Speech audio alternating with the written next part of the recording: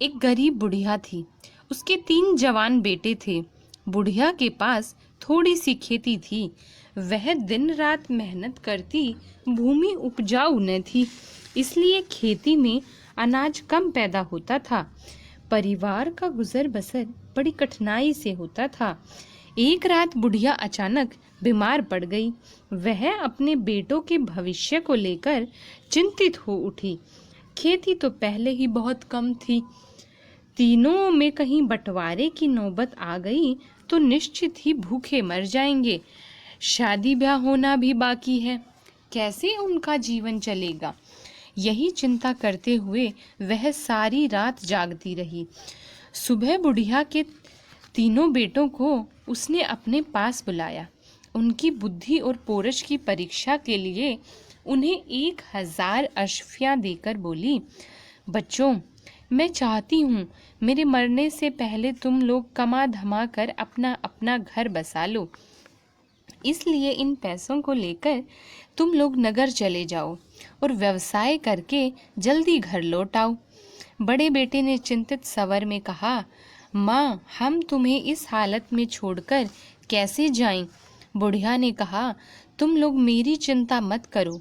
अड़ोस पड़ोस के लोग बड़े भले हैं, मेरा खूब ध्यान रखते हैं। फिर वैद्य जी रोज आकर देख ही जाया करेंगे।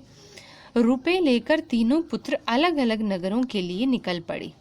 बड़े बेटे ने रास्ते में सोचा, माँ ने पेट काट काट कर ये रुपए बचाए हैं, इन रुपयों को किसी व्यापार में लगाकर जी तोड़ परिश्रम करूंगा, खूब धन कमाऊंगा, ताकि इस उम्र में माँ को खेती करने की जरूरत ना पड़े। जीवन भर वह हमें पालने के लिए कष्ट झेलती रही। यह सोचकर उसने नमक का व्यापार शुरू कर दिया। वह रोज सुबह मंडी जाता, नमक के बोरे खरीदता, उन्हें अपनी छोटी सी दुकान में लाकर बेच देता।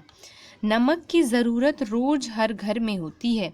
उसकी बिक्री भी खूब होती, मुनाफा भी नगद हाथ लगता।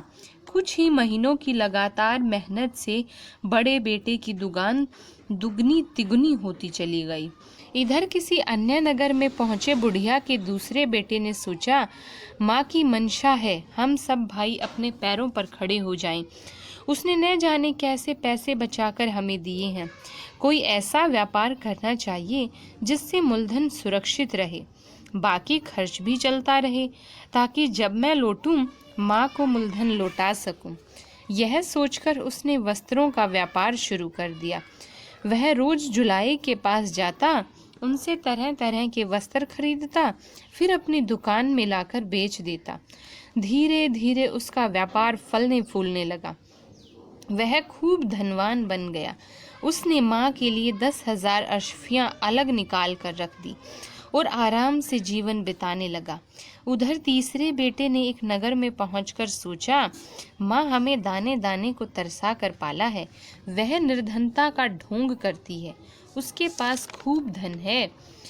धन जरूर उसने कहीं गाड़ रखा है, वरना भाइयों को बांटने के लिए 3,000 अश्वियाँ कहाँ से आती। उसने तय किया, व्यापार आदि के झंझट में कौन अपना खून जलाए। इन पैसों से खूब मौज मस्ती करनी चाहिए। जब खत्म हो जाएंगे घर लौट जाऊंगा, माँ का क्या है, फिर से पैसे निकाल कर दे देगी। यह सोचकर तीसरे बेटे ने अपना सारा धन मद मास ऐशो आराम में लुटा दिया, यहाँ तक कि कुछ मित्रों से उधार लेकर भी खर्च कर डाला।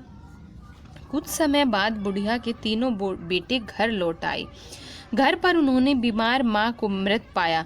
पड़ोसियों ने बताया, कुछ दिन पहले ही बुढ़िया उनका नाम रटते रटते स्वर्ग सिधार गई। उन लोगों का कोई अता पता ही नहीं था, कोई खबर करता भी तो कैसे। उन्हीं ने मिलकर दाह संस्कार कर दिया। माँ की मृत्यु का समाचार सुन वे दुख से कातर हो उठे।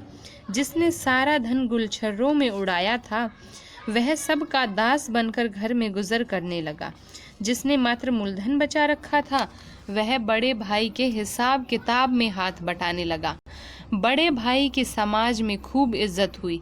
एक धनी किसान की बेटी से उसका ब्याह हो गया। वह दान पुण्य करता हुआ ठाठ से गांव में रहने लगा।